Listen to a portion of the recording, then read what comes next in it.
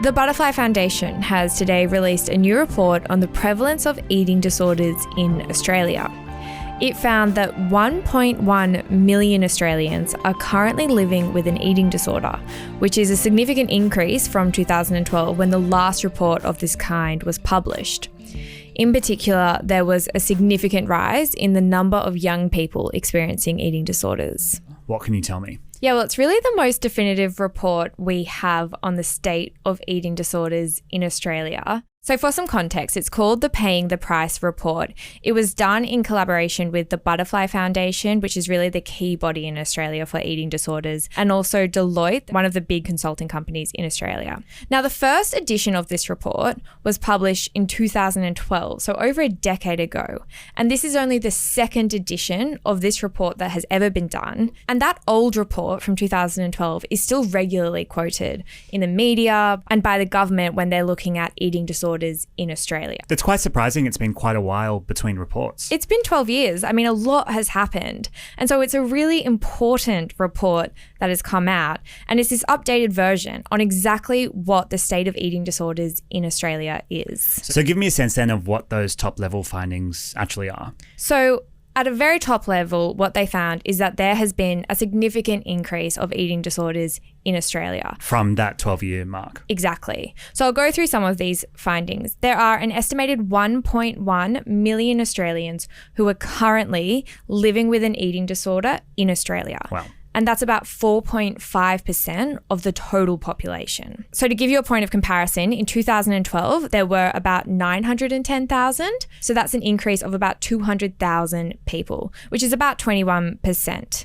And that increase has been seen particularly in women and in young people. Nearly 1 in 4 people who experience an eating disorder in Australia are actually under the age of 19. Right. That really surprised me. Under the age of 19, it's so young. And that proportion of the population under 19 who are now experiencing an eating disorder, that has also increased. So there's been a 12% increase specifically in people under 19. So to kind of take all of that and boil it down, we've seen an increase in the percentage of Australians who have an eating disorder from this time 12 years ago, and we've seen a particular increase in young people. Exactly. So my understanding is that eating disorder is quite a broad term, and there are different types of eating disorders that a person can have. Am I on the right page here? Yeah, it's kind of like an umbrella term, and there are lots of different types of eating disorders that a person can have. And the definitions for these different types has evolved over time as our understanding of what an eating disorder entails has also evolved. I'll go through some of the types. So it includes anorexia nervosa, bulimia nervosa, and binge eating disorder, which are probably the ones that people are most familiar with. But it also included other types, including avoidant/restrictive food intake disorder. And that means avoiding or restricting food intake, resulting in significant weight loss. But it's different from the other types that I mentioned because the person is not necessarily preoccupied with their body weight or shape, which is a key factor in the other ones that I mentioned. Right. One thing to note is that 1.1 million figure does not include things like orthorexia, which you might have heard of, and that's an obsession with the quality and health benefits of unprocessed foods. And it also doesn't include disordered eating, which has similar characteristics to the other types, but is just not necessarily as severe. So the scope of people experiencing these eating disorders could be a lot larger. I'm really interested in why we've seen an increase in young people. Did the report go into any more detail as to why they think there's been that spike? Yeah, this was my key question as well, because the report kind of spoke about the statistics. It also spoke about the cost of eating disorders to the economy, which we'll go into later. But my question I really wanted to understand was why. And so I jumped on a call with the CEO of the Butterfly Foundation, Dr. Jim Hungerford, about this. Here's what he said. Unfortunately, we don't know all the reasons behind it. What we've seen is that previously, people aged 20 to 24 had the highest risk of eating disorders. That's now moved to people aged 15 to 19.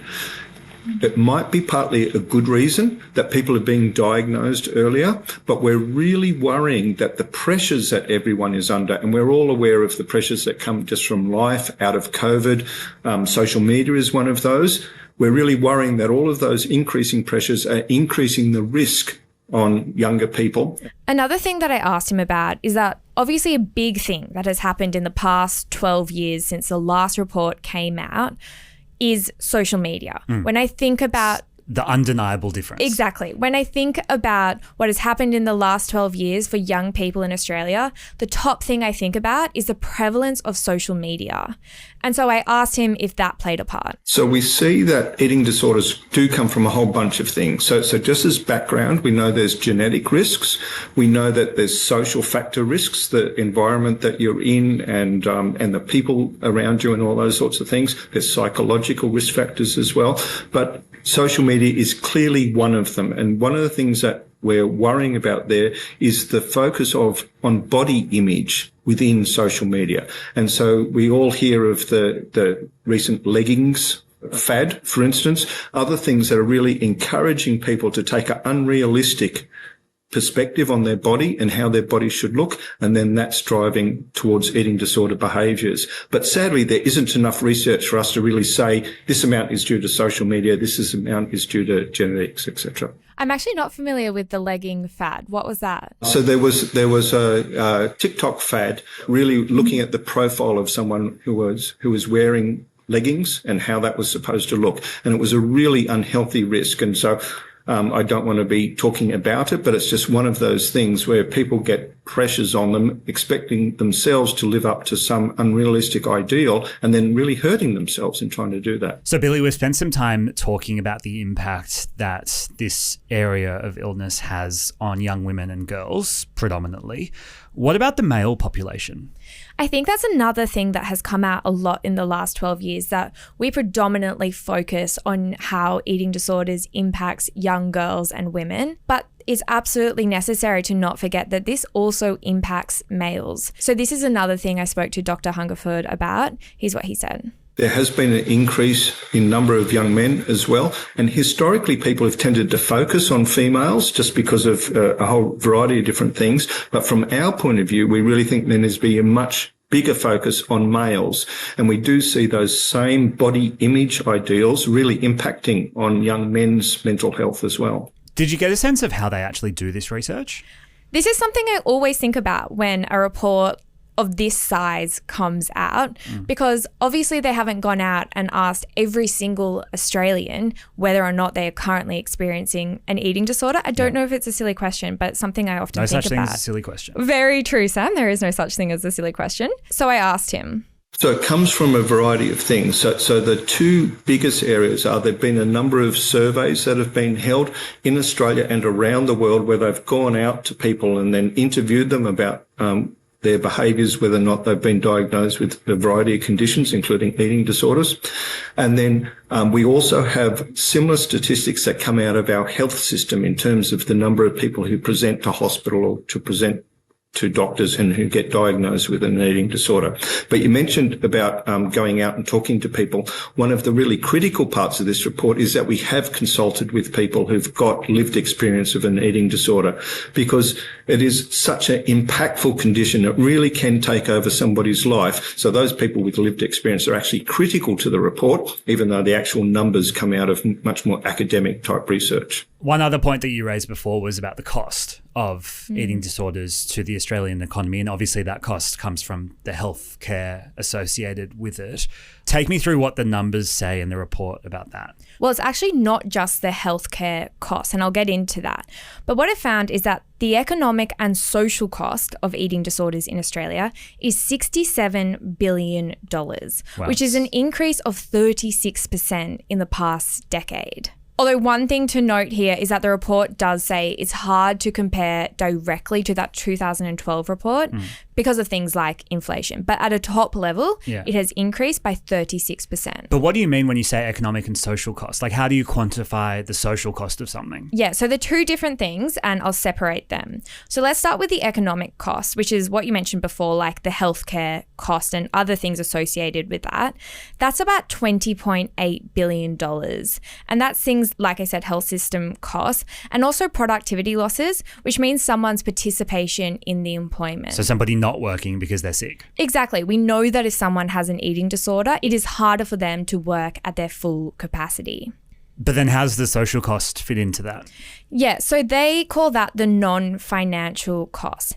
And it talks more about the intangible losses in well-being that someone who is suffering from an eating disorder might experience. And that includes lots of different things, like someone's reduced quality of life, people being unable to participate in their favorite hobbies and activities, even things like not being able to go to uni. Exactly like work, it's really hard to go to uni at your full capacity if you have an eating disorder. And so they've associated a cost with that, a number with that. Exactly. The report also had one example that I thought was of note. They said that one person they spoke to talked about not even being able to adopt a rescue dog because of the financial burden someone's under from having an eating disorder. Right. So thinking about all of the ways that an eating disorder impacts someone, not just the healthcare cost associated with it. And so if those kind of hard costs, if you call them that, were worth about 20 billion, that means that the social costs are then about 46 billion. Exactly. It's $46.1 billion. And like you said, you combine those two costs together and you get a total cost to the economy of about $67 billion. And so unsurprisingly, the report calls for more government funding in this space. That's not unusual for a landmark report like this. What other information is there on how to actually fix the situation? Yeah, so when I spoke to Dr. Jim Hungerford, and remember he's the CEO of the Butterfly Foundation, he said so far the funding from the government has focused a lot on responding to people who present to the healthcare system with an eating disorder. And he said that's absolutely needed, but what we need to focus on now is preventative measures, focusing on people before they actually get to the point of having an eating disorder. Here's what he said on that. The money that is spent by the government and by society to support people with eating disorders overwhelmingly is spent in treatment and support. So from our point of view, it's totally critical for the government to expend a lot more money into prevention and health promotion activities. And it's an area that's been hugely neglected. We've got experience on both of those sides there. We've been funded to do some work in schools, but nowhere near enough. But we've never received funding for health promotion campaigns to really support healthy behaviours and try and prevent eating disorders to develop. So the report only came out today. Have we had any political reaction to it? I know it hasn't been that long. Yeah, well, a group of politicians from across the aisle have come together as part of the launch of this report today. So Susan Templeman, she is from Labor, so she's in the government. Andrew Wallace, who's from the Liberal Party, so he's in the opposition, and Zoe Daniel, who is an independent, said in a group statement released today in part, "Thanks to this work, we now have up-to-date, significant evidence that sadly shows what we are doing is not enough for every sufferer." They went on, quote, "We will bring these findings to the government and ask that they be considered to ensure continual improvements in the life-changing prevention and early intervention efforts that deliver better outcomes for all Australians." So that's been the response from the government so far. So there's been no formal commitment to anything yet, but these politicians, again, from across the aisle and including one government MP, have said they will take it to the government and advocate for there to be more funding. And there's a budget coming up in May, so we will absolutely be keeping our eyes on that. Yeah, it'll be interesting to see how this story plays out, even over the next couple of days leading up to, you're right, that budget where we could expect another significant announcement in this space. Thanks so much for that, Billi, and thank you for listening. We're a small independent media company, and the lifeblood of this company is you, the listener. So if you can press follow or subscribe on whatever platform you're listening to, whether that's Spotify, Apple, or something else, it really does mean a lot. We'll be back again in your ears tomorrow. Until then, have a good day.